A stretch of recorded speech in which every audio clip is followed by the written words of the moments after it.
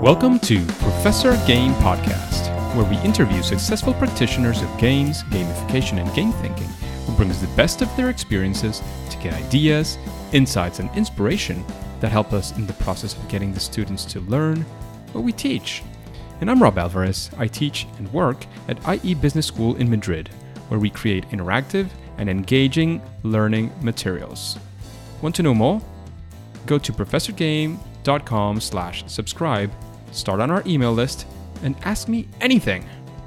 Engagers, today we have somebody, as usual, very, very special, but because all the guests that we have here are amazing. But before we get started with you, Zsolt, we need to know if you are prepared to engage. Absolutely. Thank you for having me. Let's do this. So the first thing, of course, I try to do it as a decent pronunciation as I can, but as usual, it's just the best version that I can get. Did I get it sort of right? Oh, yes. I listen to anything that's close to Zsolt, so perfect. Fantastic, fantastic. So it's a pleasure to have you here because Zsolt is a creative learning consultant at Kineo with over 15 years of experience in L&D. He's also a frequent speaker at the learning conferences where the subject of engagement and game thinking in L&D. He was twice in the top 50 authors of the year in elearningindustry.com, and he's also published 2 years in a row, and he's also published a gameful book called Engage the WORL&amp, exploring 6 essential traits of instructional design, and he has a degree in information technology. And Zsolt's been not only talking the game, but also walking the game with various workshops using game engines and sharing his prototypes online. And if you want to know something interesting as well, he used to have free time at some point. And at that time, he wrote a feature film screenplay that was a finalist in an international competition. So Zsolt, is there anything that we're missing from that intro? This is my shortest version. I tried to put them, and by the way, so my book title it's confusing for everyone, but it's Engage the World.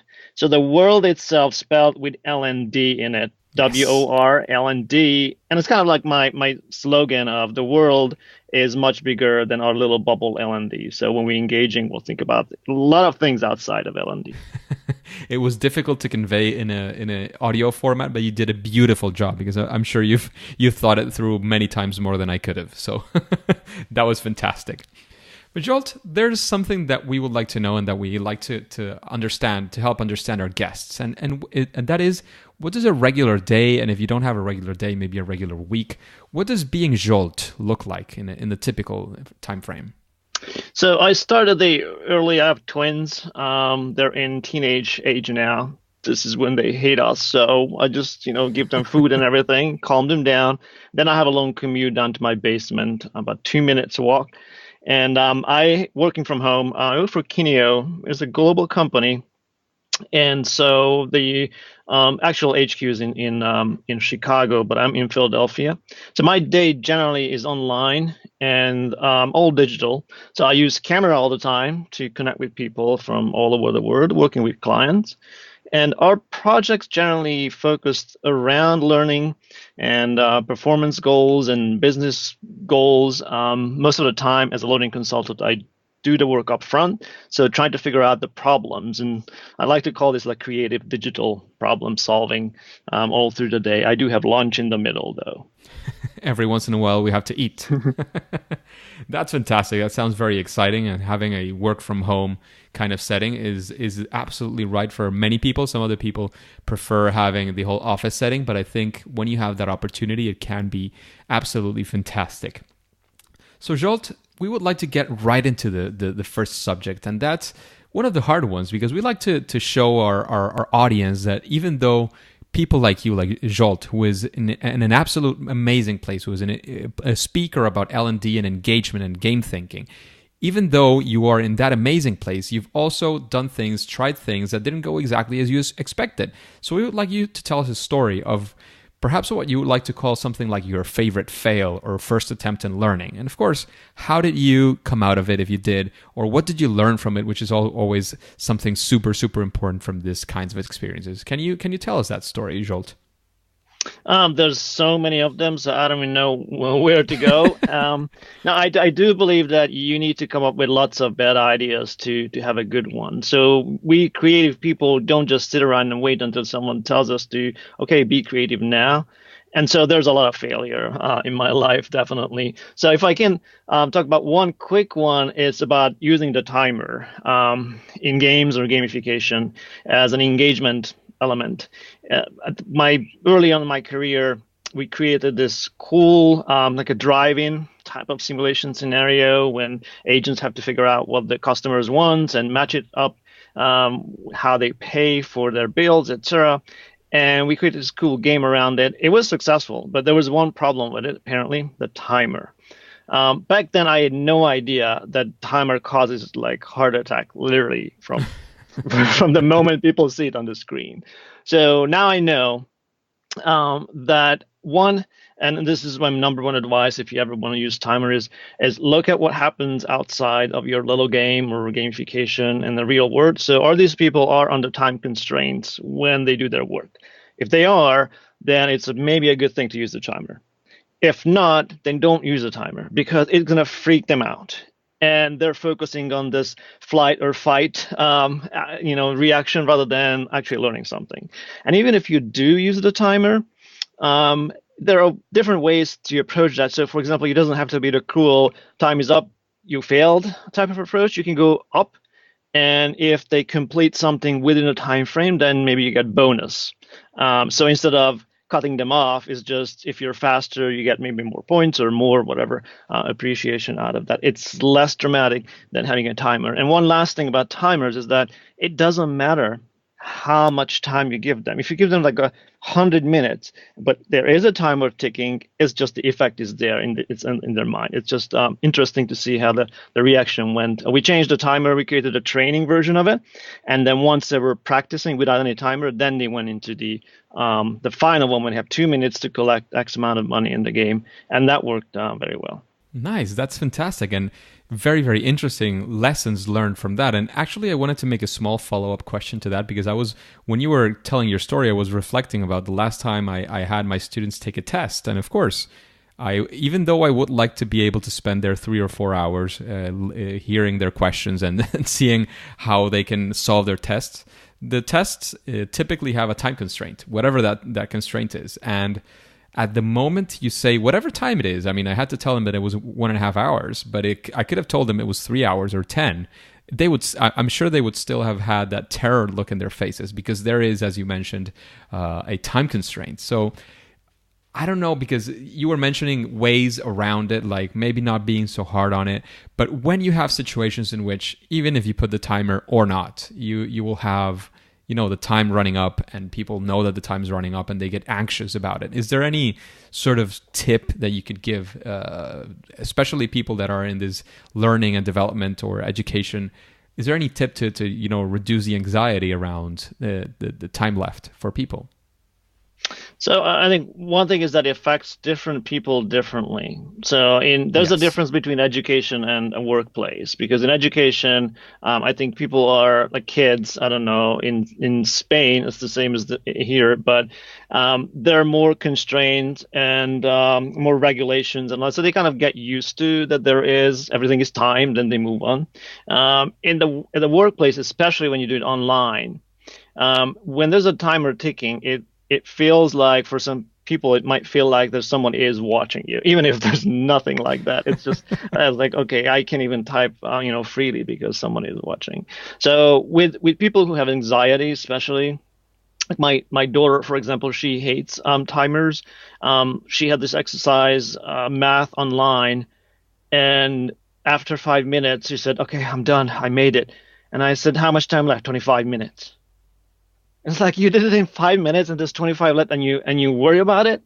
So it's kind of hard, but I think for education, it's, I think, the preparation part of it to understand the practice part before you even get to the task, that they have to have their own kind of internal timer and focusing on what they're doing and how they're doing, rather than watching the time, because it's not going to speed them up just because they know there's a timer ticking. I completely agree and concur. So thank you for all that advice, especially for especially again for teachers, for professors in universities, business schools, and so on, that have these kind of restraints. I mean, there's nothing we can do about it, even though maybe some of us would wish we could have a little bit more time. We design our tests to be completed in that time frame, but even if some people will finish early, those you can see the faces of that same people when you say the amount of time they have going like crazy. So thank you for that advice. And turning it around, Zsolt, I would like to know of a story that instead of going for that dark place, that difficult failure where you learned a lot, I would like to go for something that actually went the way you expected, something that was a big challenge that you faced and that you solved using the principles that you learned from games, with game thinking, gamification, engagement, and so on. So let's stick to time then. Time restraint, but flip it upside down. Often we work on the time restraints. Like we need to create something for yesterday, and we know that we could create something great and more effective and more science-based and whatever that is if we had time and resources, but we don't.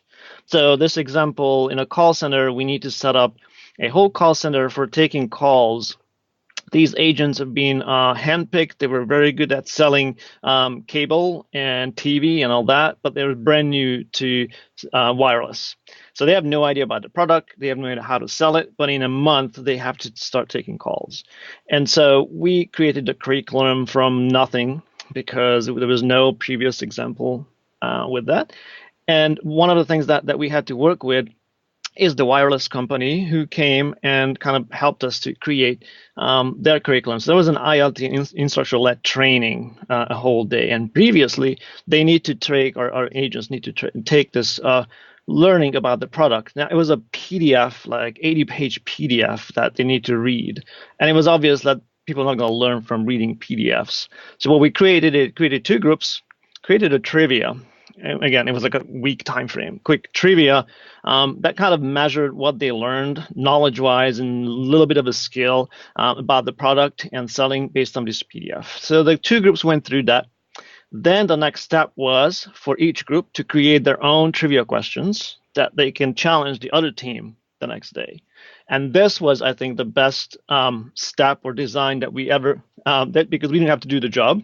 We just facilitated the conversation. And for hours, it was a great teamwork of figuring out what is the best question to ask, how to ask questions, what part of the content is the best to ask about, so they wouldn't know the answer, that type of thing. So they created their own trivia version. We plugged those questions in.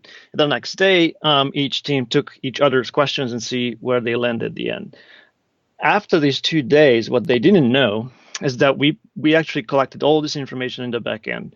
And when the ILT started, the instructional training, and this wireless trainer came over, we actually handed over the statistics of here are the categories, the questions we asked. This is what people really know, so you don't have to spend time on it. And here's a lot of things that they have absolutely no idea about. So maybe this where you should do my hands-on exercise, that type of thing. So the original idea of here's a PDF, read it, and you kind of like magically remembers and understand these things, that just was not working. That's how we included some of the game thinking and gamification in between game thinking and gamification. As a result, I think it worked well. Even if you give them a timer, they won't read the 80 pages and remember everything magically. And we used the timer because we wanted to do some extra, fun with that. So they were complaining about the timer, definitely. It made sense in this context. And again, I want to remind many of the engagers that might be listening that not always, there's been some talk in gamification about the good and the bad of points, badges, and leaderboards. That doesn't mean that points, badges, and or leaderboards are good or bad by themselves. The question is what you do with them. Same thing happens with a timer, as we can see in this example. A timer can be used well designed, well thought through, for a certain audience under a certain circumstance, and not used so well under another circumstance for a different audience. So always, I'd like to bring it back to that, thinking about who you're designing for, what you're designing for, what's your objective, what do you want to get, and there's where you actually make sense of whatever it is that you're creating. I don't know if you agree with me, Zsolt. Absolutely. So this would not be a scalable version for like a whole year, just doing extrinsic motivation of here's your points and badges. They would not go with that. It would not be effective. This time frame, and we knew that the next day is going to be an ILT with hands-on exercise with cell phones. The two work together because the next day basically came the intrinsic motivation. This is how I can know more about it. I could be a better person, sales wise and knowledge wise. So the two work together, but it was a short time frame, quick, almost like a campaign style design. That sounds absolutely fantastic, Zsolt. So now I want to ask you about, because you've told us about 2 times that you designed these type of short programs or even long programs, and I wanted to know if you have some sort of approach in general, like some sort of process or an approach that you do when you face these challenges of L&D and you want to use game thinking, gamification. Do you have some steps? Do you follow somebody else's process? What do you do when a problem like this one comes to your table? So I never start with game thinking, gamification, or game anything. That is part of already the design part. And before you get to that, there's a lot of things happen. I don't know if you or your audience heard about Kathy Moore. I'm a big fan of Kathy Moore's action mapping. So literally a process that we start before we even get to the design part or content or any game. Just think about what the business problem is, what people should be doing. So what are the goals? The performance goals is about actions and not know things or understand things, but what actions and decisions they need to take to reach that goal. And then what are the barriers that holds them back? And we do this exercise to figuring out what is that holding back from that. So is it basically knowledge that they need? Is it a skill? Is it something that motivating? So they know what to do. They don't know. They know what to do. They know how to do it. They're just not motivated to do that. Or is some kind of an external thing like technical stuff, like the software they're using is slow or that type of thing that's not really training. So all that information comes first to understand the situation, understand your users. Because the people are going to make this happen. There's no technology, there's no gamification platform that's going to solve the problem unless we know what the real problem is and why people are not doing what they're doing. So that all comes way before we get to game thinking. And once we know those problems, then we can see if it's a motivation problem, you design differently versus a knowledge problem that need to remember in the morning when they wake up versus they need to have a checklist somewhere that they can use. Those things can be solved by training, by learning, by game thinking. But before that, again, I start with Kathy Moore's action mapping. Action mapping by Kathy Moore. That sounds like a very interesting one. I don't know the framework in itself, but the things that you were mentioning, I think, fit in very, very well with everything. I mean, if the project should be solved by game thinking or gamification, or another technique, I think the most logical step, as you mentioned, is to understand what are you trying to achieve, what are the barriers to get there, and what's the problem that you're facing in general, and and then is when you can actually think about how to overcome that problem. If you don't know what's the barrier that you're facing, if it's a wall that you need to climb, or if it's you have to dig a tunnel, you still don't know what are the tools that you're going to need to achieve such a goal. So I completely agree with such a framework. So that's very, very interesting. I'm going to look into Kathy Moore. We'll set it in the show notes. So engagers, if you're interested in knowing more about this, we'll have a link to this information in the show notes to see where we can find out more about Kathy Moore. Just a quick break before we continue. Are you enjoying this podcast? If you're listening through a podcasting app, please subscribe and rate us on the app. This will be of great help to reach more engagers so we can change the world together through gamification. So Zsolt, there's in this sort of second section of the podcast, we like to know things like, and that's the first question, if there's any sort of, I don't know, like best practice or any strategy or action that you think would be something that would benefit most projects in this arena, this area of game thinking and gamification. If there was one thing that you would say, well, use this, do this, what would that small bit or of a larger picture, of course, what would you say that thing is? So I think it's a segue from our previous question about the people and people make this happen, and we were about problem solving. Is problem solving is a process where you need to understand two things, or even more, but two definitely. Who are the people? Why are they not doing what they're doing? And what would motivate them to do what you want them to do? And we have to be authentic, figuring out what they really need to do on the job versus here's a game and we have content. So in that sense of what motivates people and how to use game mechanics, game elements to create that motivation, if you want to be fancy, you can say motivational affordances, or you can translate that into simple things that different people are motivated by different things. And what that means is that just because you love Pokemon Go, it doesn't mean that everybody's going to love your game if you build that game that looks like a lame, Angry Bird or whatever that is. You need to create something in the design that works well for different types of people with different motivational affordances. And this is why leaderboards are not a valid solution for everyone. If you create a leaderboard, all the competitive people are going to be on top 10, which is great. But they were already competitive. And what are you going to do with the others who can see the leaderboard top? So they get disengaged. So the one thing that I would suggest is looking into what motivates people, and that's a topic way outside, or you can go outside all the way from the thinking and game thinking all the way to positive psychology. But think about it, different ways of using gaming elements and how they affect others. So one thing that I can mention is Andrzej Marczewski's user type approach. So at least think about several different types of users and their motivations, and figuring out whether your design is balanced enough with intrinsic motivation that people doing what they're doing because you help them to grow, rather than just give them awards and points at the end. So it's all about users. It's all about users. I think that's the phrase that would sum it up. Your explanation there, and I love it. It's all about the users or the players, depending on how you want to see them. So Zsolt, what would you say is your favorite game? It's kind of hard to compare genres to genres, but Civilization was one of the first big game that had impact on my life. I had a friend in college who didn't graduate because he wanted to see what the end of the Civilization game is. And back then you could either use Microsoft to play the game or use Windows to work. So he rather not was writing his dissertation, but played the game. But from board games, Settlers of Catan, I love that. From online games, Minecraft is an interesting one because I love the creative world type of approach and what they did it with education with it.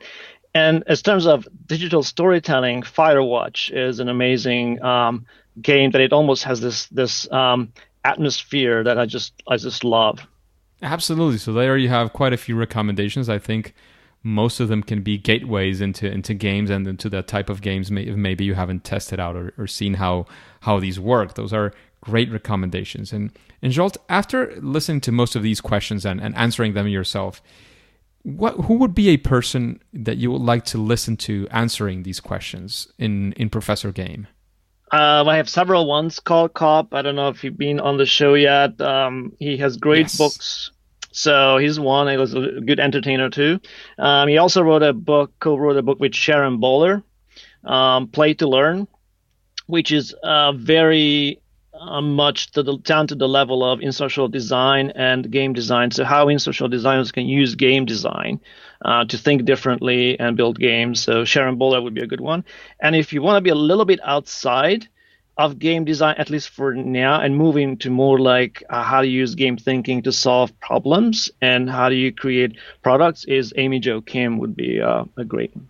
She is absolutely fantastic as well. I've been talking to her in recent days, and we might come up with something interesting for the engagers in the coming days. So stay tuned to Amy Jo Kim as well. So Zsolt, now that you mentioned several, actually the three people that you mentioned, they're all authors. Is there, if you had to recommend a book to an audience like this one, like the engagers, what book would you recommend? So I'll go back to these people because Cobb, basically anything he wrote on gamification, field of gamification, examples, even his courses online, that's a good start. He's really focused on the learning part of it. and not the sensational part, the psychology part, but more like in practical use, what do you do with this?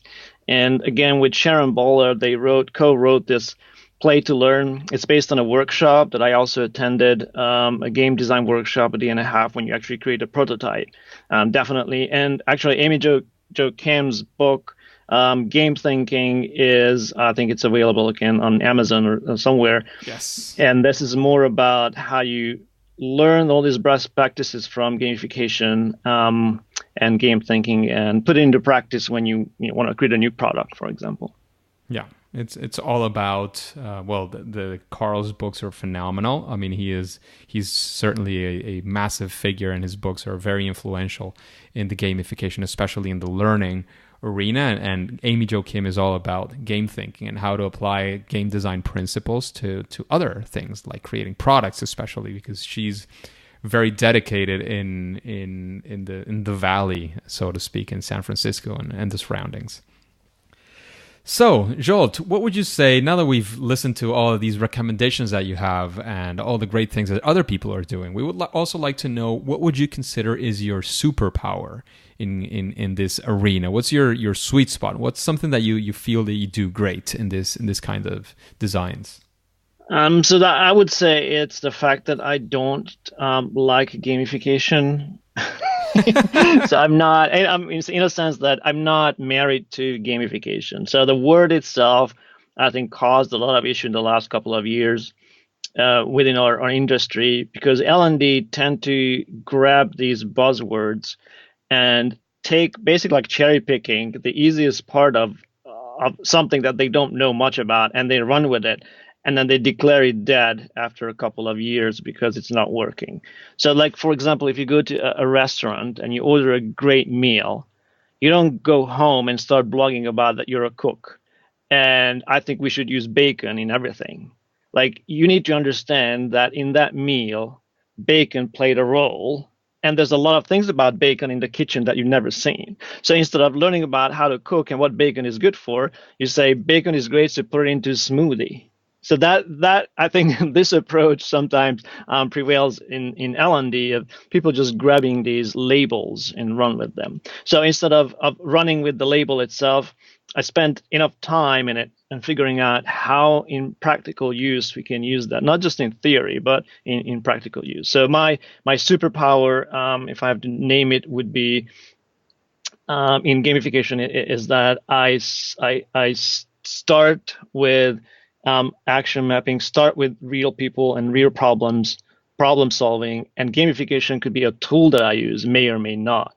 So that's my superpower. I don't know if actually it's superpower, but it's more like a normal power. Absolutely, a superpower, because you're skeptic in a good way, in the sense that you're not just jumping into the first thing. And I had never thought about it in that way. One of the reasons why people say that gamification fails, and I certainly don't have as much time in the field of L&D to have seen that come and go. But that's a beautiful insight that you bring for gamification, especially in this arena of L&D, because again, I had never thought of it that way. You're the first person, at least, to mention it on the podcast, and to me even in person. I think that's a very interesting way to see why some people declare things dead and so on. I think, thank you for that perspective as well. So maybe that's a superpower. The first, absolutely, the first absolutely. Questioning.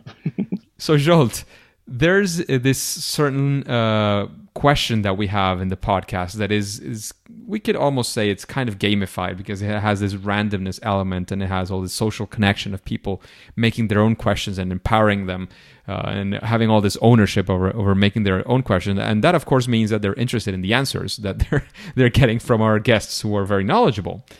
And this one that we're going to get today is from a person called Remco.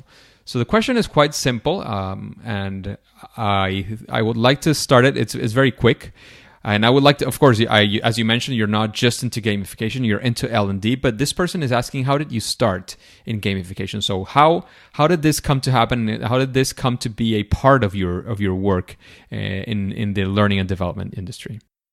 So in my case, three things kind of came together and it wasn't intentional, unintentional, and not by design, although I could claim it now. But back in the days, I was always into computers and the technology part, and that's how I got my degree in information technology slash engineering.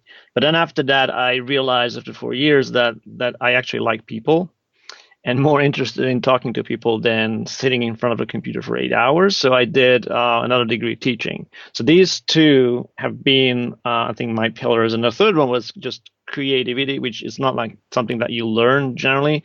In fact, I'm probably like addicted to that. So I'm just basically learning how to cope with creativity. But the three together it was a powerful combination. We used games in my family as I growing up every year. Extended family came together. I grew up behind the Iron Curtain, and there was not much to do at that point because we have two channels on TV, and both were state-run. So you can imagine the excitement between A and B. And so we bought these board games for every Christmas, and we played like whole year round, and play with that cards, dice, everything in the world. And what I was starting learning is less about, I was less excited about the games themselves, but their reactions and people and connections. And I think this is where good game design starts, not with the mechanics. It's easy to learn what the mechanics are. It's much harder to learn what the dynamics and aesthetics come when you put them together and the reaction from people. So start watching people playing games and interacting with each other, not only just physical games, but sport games. People change completely the moment they step on a pitch. And this is what you see in your design when you create something that's out of ordinary and not the traditional e-learning, put it in front of people and they get immersed. That state of mind is very different from the normal. And if you don't understand how that works, or you don't have enough playtests before, then you get very interesting results because some people will hate it, some love it. And this is where it all comes down to Csikszentmihalyi's flow of it's an easy concept of just enough challenge so you can do it and then raise it gradually. But it's really hard to do that in practice. So in my case, I've been trying to do that for the last 20 years, and there's still a lot to learn. Still learning every single day, and I'm happy that you were the one who mentioned Csikszentmihalyi. I always get that last name wrong because you're also Hungarian, so you probably are one of the few persons in this podcast that has mentioned him that actually knows how to pronounce his name. Yes, so if I can claim any fame, I can pronounce Csikszentmihalyi and spell it. In fact, I actually read the flow in Hungarian first and then in English. So. Wow. That's something absolutely unique, I think, at least from the people that have come. Yeah, not that actually makes me any better person, but Absolutely. So Zsolt, we're arriving to the end of the interview, and I would like to give you the chance to give us any final piece of advice you would like to leave the engagers with, any piece of knowledge that you feel that could be interesting for them. Of course, right after that, get into the plug zone and let us know what you're doing, where we can know more about you, more about your work, where are you on social media, or wherever it is that you want to lead us so that we can communicate with you. And then, of course, we'll say that it's game over. So I think to sum it up, gamification itself, you can think it as a tool, just one of the tools in your toolkit to solve problems. The world is changing so fast in the last couple of years that everybody's talking about the fourth revolution that's happening out there, the automation, AI, and everything that's behind the scene, changing how we live and work and get things done. That is such a fast-paced process. Then you think that it's only affect factories and other places when there's automation. That's going to be probably wrong very soon, even in your opinion. Counts, but what happens is that it's going to affect every single person everywhere. So when you think about gamification as a tool, is just, again, one of the little things that you can do and apply. But in order to get there, you need to understand what the problem is, what people are involved, there's the authentic needs and goals, and all the circumstances around where they apply that. It's not a research project when people sit in a lab and they have time and no timer. and we watch them, learn something in the MRI and fMRI and all that. That is great.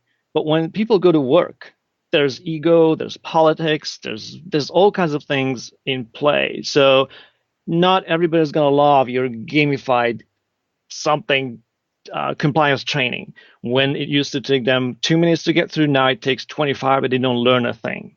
So again, it doesn't start with gamification. It starts with audience, authentic needs, and goals. And that's not a job that can be easily automated. Understanding people, understanding their motivations, and designing for that, I think that is one of the jobs of the present and of the future. So thank you very much, Zsolt. You still haven't let us know where we can find you, where we can find out more about your projects, what you're doing, where are you on social media, before we close it up. Definitely. So I mentioned I work for Kineo. If you want to get things done, design and creative solutions, you can come to Kineo. Outside of Kineo, as a person, I'm very active on social media. Rabbit or Rag is there's a whole story behind it. It's probably the worst website or name ever, but that it is. So we'll probably have to have a visual for that. So you find me on rabbitorrag.com, and also on Twitter at rabbitorrag, or LinkedIn. It's probably Zsolt Olah #1, which is easy to find. And conferences, I love to share. And if you probably noticed my enthusiasm about this topic. So just shoot me an email, find me on social media, ask any questions. I love to help out with you to share this enthusiasm and get like real results rather than just writing blogs about the topic. Absolutely fantastic. So thank you very much. Engagers, if you want to find this episode, the name Zsolt is spelled Z or ZSOLT. So you just type that into the search bar and you'll get all the information that Zsolt has been mentioning throughout the episode, where to find him, what is this webpage, Rabbit or Egg, and so on. So just you can type that into the professorgame.com. You'll find the episode and get all of that information right in one place, so you can find Zsolt wherever he's at right now. Thanks again, Zsolt. It was a pleasure to have you in Professor Game Podcast. I thank you very much for all the insights, all the information that we got, all the stories. However, now it's time to say that it's game over. Hey, Engagers, thank you for listening to Professor Game Podcast. I hope you really enjoyed this interview with Zsolt. And I'd like to ask you, how are you listening to this podcast? And if it is through a podcasting app, and I know you've heard this in any other podcast that you're listening, because it really helps, but have you subscribed and rated this podcast? Please do so.